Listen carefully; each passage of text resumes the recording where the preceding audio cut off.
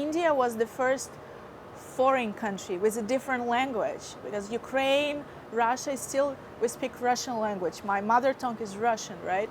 But India was the first country where I went with one-way ticket. Actually, I had a return ticket, but I didn't use it. I canceled it. That was the first country I went by myself abroad, where people speak English, like also without knowing what I'm going to do there. And again, like everybody was telling me, India, it's dangerous. You're a single woman, white woman, what are you gonna do there? You know, stuff like this. But I didn't feel, well, of course, I had fears that how it's gonna be, you know, but those fears didn't stop me of trying. I think that's really good that I still have fears. I'm a human being, and I'm a woman, and I don't have support, you know, like parents. My parents could support me when I was like in Kiev, but then like in Russia, my salary would be higher than my parents' salary in Belarus, so they could not really support me, and I would feel like weird, you know, asking money from parents if I make more money. So going abroad, I already realized that if I have any problems, like my parents won't be able to have me financially. So everything is on me, right, on my shoulders. But I saved some money while working in Moscow, so I had money to go to India. That was like first time I just landed in Delhi, and I was still, you know, like working for TV. I would wear like amazing dresses, heels, you know, makeup, like all the brands and stuff, because you have you know, breakfast with celebrities, with famous people, so you always look like well chic. Flying to India, I didn't realize that it's going to be something like absolutely different. I arrived in a long skirt and cool sneakers, you know, like still with this Moscow vibe. But I had only a small backpack. That was the first time I traveled not with a suitcase full of dresses and heels, but just with a small backpack, one skirt and a couple of t-shirts and some like shampoo and stuff like this. So I landed in India, this Moscow vibe, this beautiful long skirt and cool shoes, you know, sneakers, like walking through Delhi, and I realized that where I am, I didn't even have the idea how it's gonna be in India, like absolutely different experience, not like in Moscow life, it's just like very different. And I would walk through all those, like, you know, in India there are a lot of smells, and there are a lot of homeless people who are like just on the streets, you know, and they're asking money. They would just like, you know, trying to touch you or something like this. And I was shocked. And then I realized that it's gonna be absolutely different experience, and I was not even ready for that, but I didn't have choice. The first night I stayed in a hotel somewhere in the close to a train station in Delhi. I was the only one woman there. Other people who stayed there, they were Indian men, and they were looking at me, and I was afraid, like I didn't know what I had to expect. And I remember I entered my room in the hotel, and there were no shower. There were a basket and no shower. And I came back to the reception, and I asked them, where is my shower? And they were like telling me, it's in the room. I was thinking, am I stupid or what? I didn't see the shower. I came back to the room. I checked again the bathroom. There were no shower. I came back to reception again, and I was like, where is my shower? Excuse me, I didn't find it. Can you show me where the shower is?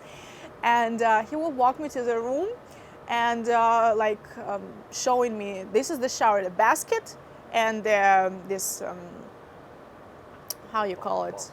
Yeah, like the water is coming from the wall and the basket underneath. So that's all. This is a shower. And I was like, okay. So that night was like very, very weird, strange. You know, I still couldn't adapt to a newer environment, absolutely new experience. And then next day, I would take a bus to Rishikesh. It's a yoga city in India, and there was the whole day was raining, so I was fully like wet, and I didn't have anything to change because I had just a small backpack. What I could change is just like one, but the backpack was also wet, so I didn't even have clothes to change.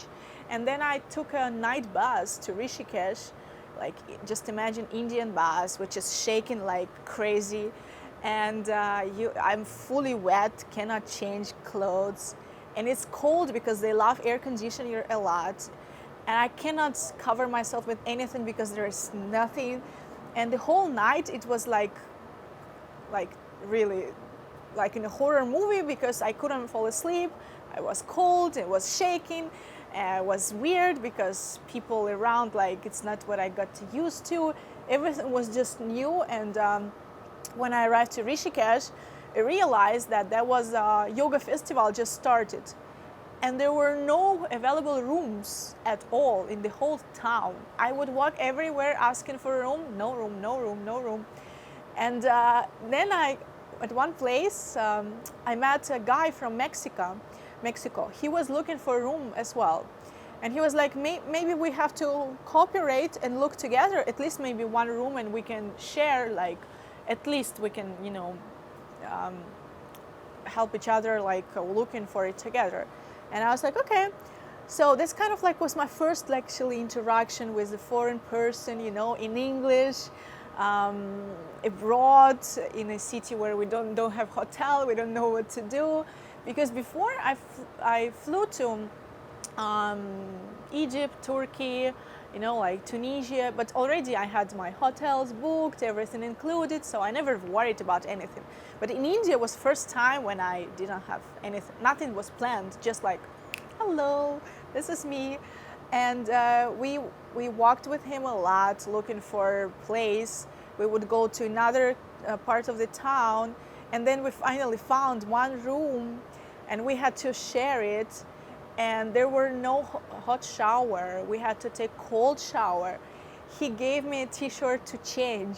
So that was my life in India. It started like this, and then I started to get used to that experience. And I learned in India how to live in a like very basic life. I slept sometimes in a sleeping bag on the floor.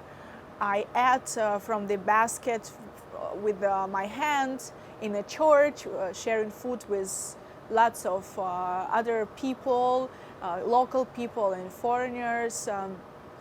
I learned these things, in living in Moscow, going to like fancy restaurants.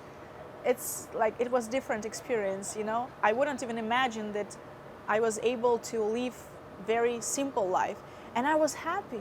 The interesting thing is that living in India, I was super happy, wearing this one skirt, having a couple of t-shirts, sleeping sometimes in the sleeping bag, eating very good, really good food, even it's in the basket, but it's healthy, good food. And I was happy. I was meditating in front of Ganga. I would take a walk, And actually in India, first time I told myself, I am home. I was walking and I felt like I'm home. And why? Because even now, it's like,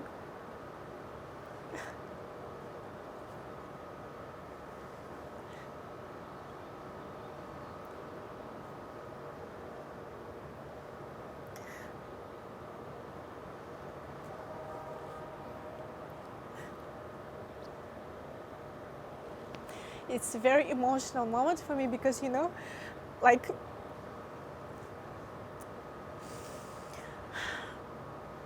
before moving to India,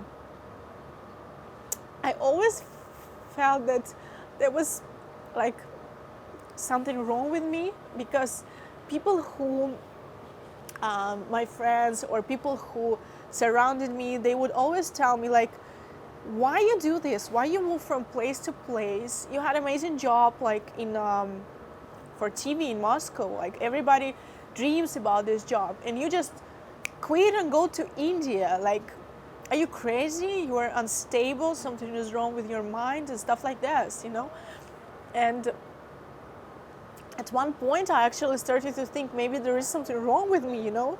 Maybe like why I see my friends who live all their life in one place, you know, they work in one job for like many years, or like in Belarus, all people in my surrounding, you know, all of them like very stable. They can work 30 years in one place, you know, and never left the country maybe, or, you know, went to some like 2 or 3 countries. And I didn't see any example of person who would travel a lot. My aunt, she traveled. She lived also in different countries. I think she was my example that it's possible to travel, do something. And but otherwise, people would tell me that something is wrong with me.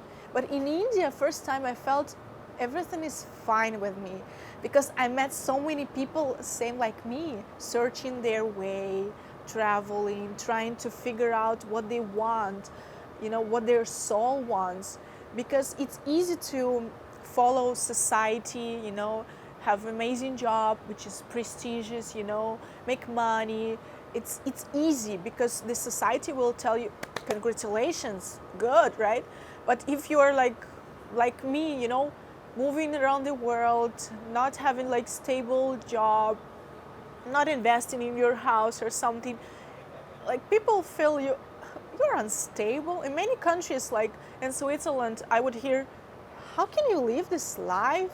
But how about when you're retired and you didn't work like 30 years in one place? How can you get your pension? No, like people would tell me this. And in India, I met so many people like me, and I felt I'm home because people understand me. I don't have even to explain myself, because everyone has the same story, that they quit job because they felt there is something more. They wanted to explore what they really want, what their desires, you know, how they can open up themselves to the world. And in India, it's easy. You just walk and you meet people and you just say, hey, hello, let's have tea together. You know, this masala tea in India, which is really great. And you make friends easily like this. And I was so happy that I met so many people, and they understand me, they support me. That was amazing. I think I'm really thankful to India, because it gave me so much experience to learn about myself